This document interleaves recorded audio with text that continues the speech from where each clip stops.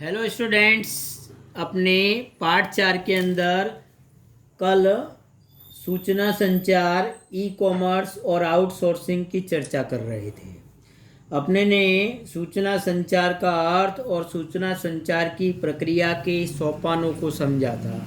फिर से एक बार रिपीट कर लेते हैं। देखो बच्चों, सूचना संचार अर्थात सूचनाओं को देना।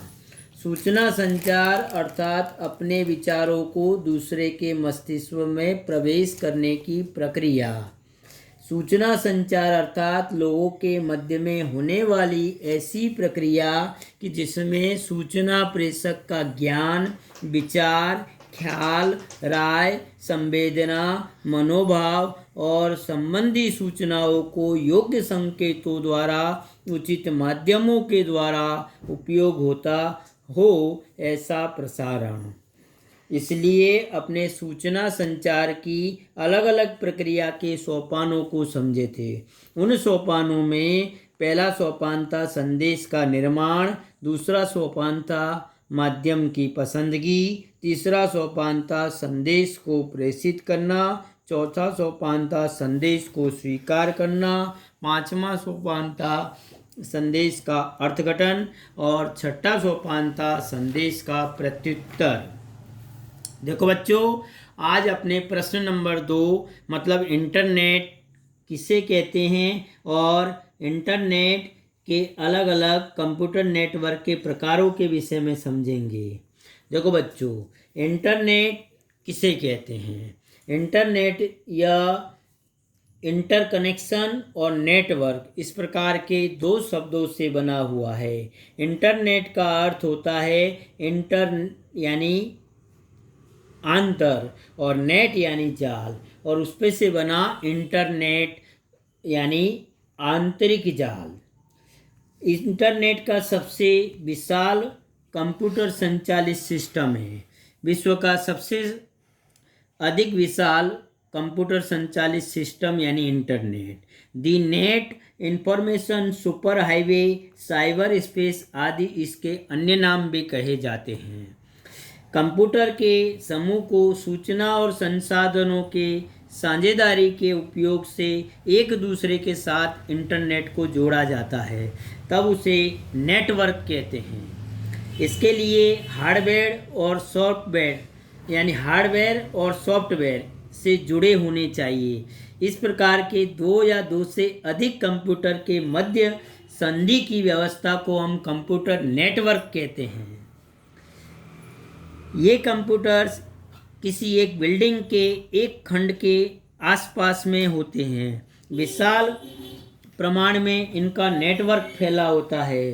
कंप्यूटर नेटवर्क का नेटवर्क अर्थात इंटरनेट की कोई मालिकी नहीं होती, कोई मालिक नहीं होता। कितनी ही ऐसी संस्थाएं हैं जो नेटवर्क के विविध भाग की व्यवस्था में एक दूसरे को मदद करती हैं। कंप्यूटर नेटवर्क को मुख्य 4 प्रकारों में बांटा जाता है। इसके 4 प्रकार है। पहला प्रकार है लैन, दूसरा प्रकार है कैन, तीसरा प्रकार है मैन और चौथा प्रकार है बैन। अब अपने चारों प्रकारों को विस्तृत रूप से समझिए। देखो, पहला प्रकार है लैन यानी local area network. Local area network अर्थात एक निश्चित स्थान के कंप्यूटर एक दूसरे के साथ वायर के द्वारा अथवा वायर के बिना एक दूसरे के साथ जुड़े होते हैं, उनको कहते हैं बेटा लैन यानी लोकल एरिया नेटवर्क। दूसरा प्रकार है कैन यानी कैंपस एरिया नेटवर्क अर्थात कि एक कैंपस के कंप्यूटर एक दूसरे के साथ जुड़े होते हैं, उनको अपने कैन के रूप में जानते हैं। कैन यानी कैंपस एरिया नेटवर्क। तीसरा प्रकार है मैन यानी मेट्रोपॉलिटन एरिया नेटवर्क अर्थात कि एक शहर के सभी कंप्यूटर एक दूसरे के साथ जुड़े होते हैं, उनको अपने मेट्रोपॉलिटन एरिया नेटवर्क के नाम से जानते हैं अथवा मैन कहते हैं, मेट्रोपॉलिटन। चौथा प्रकार है बैन।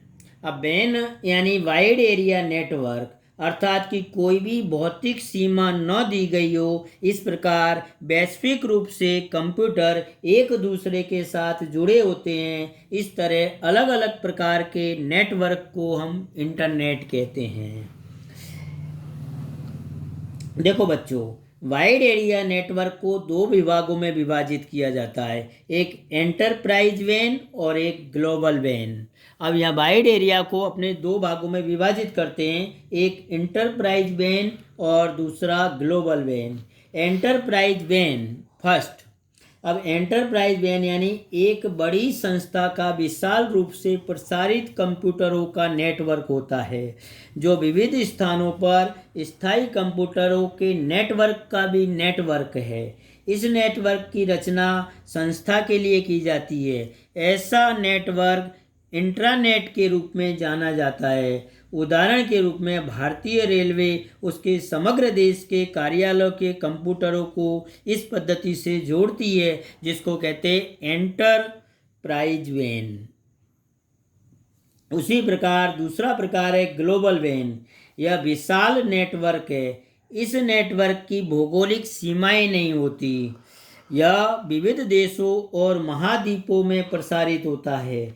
यह अलग अलग संस्थाओं के नेटवर्क का सामूहिक नेटवर्क है। इसे हम www यानी वर्ल्ड वाइड वेब के नाम से जानते हैं। वर्तमान समय में इंटरनेट की सेवा देने वाली संस्थाओं ने टेलीफोन की आवश्यकताओं को दूर करके अपनी अलग प्रकार से एक संदेश व्यवहार की व्यवस्था की है। अनेक प्रकार के संस्थाओं ने विविध कंप्यूटरों को परस्पर जोड़कर उसका एक जाल बनाया।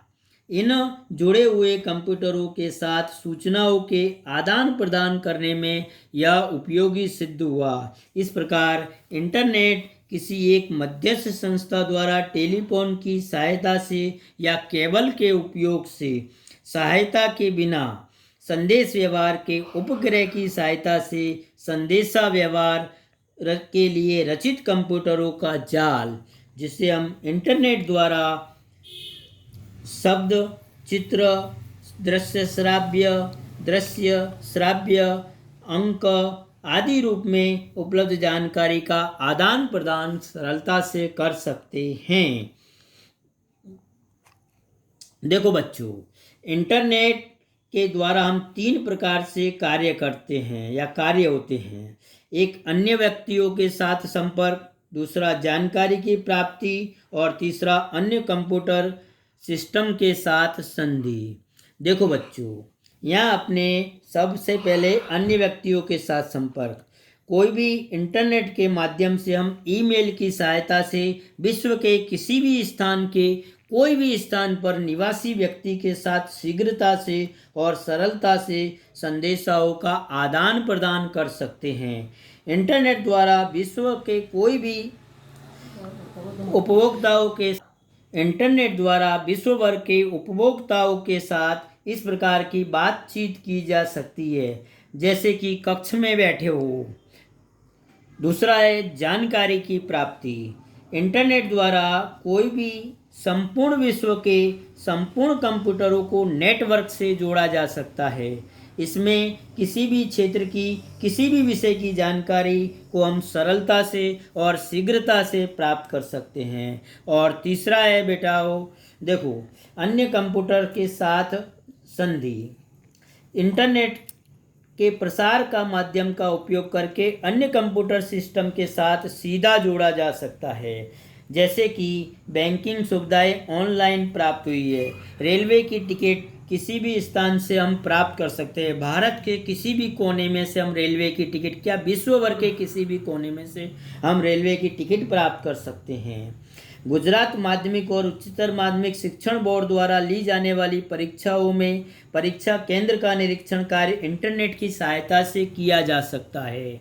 देखो बच्चों, अब इंटरनेट के द्वारा सूचनाओं को खोजना। इंटरनेट के द्वारा आवश्यक जानकारी सरलता से प्राप्त की जा सकती है। जानकारी को खोजने की प्रक्रिया के सोपान निम्न अनुसार है। पहला सोपान है ब्राउज़र का चुनाव। आप लोग देखो बच्चों, बुक के अंदर पेज नंबर 35 पे देखोगे तो आपको इस प्रश्न की पूरी जानकारी प्राप्त होगी। इंटरनेट पर एंटर करने के पश्चात कोई भी इंटरनेट के ब्राउज़रों को खोलना।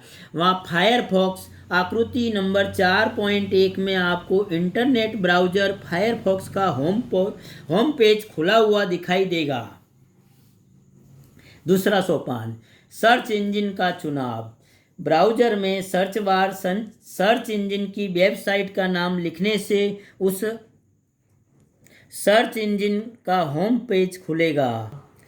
होम पेज www.google.com इन लिखने से आकृति नंबर 4.2 में आपको गूगल सर्च इंजन इंडिया का होम पेज खुलेगा। वो आप लोग बुक में देखना बच्चों।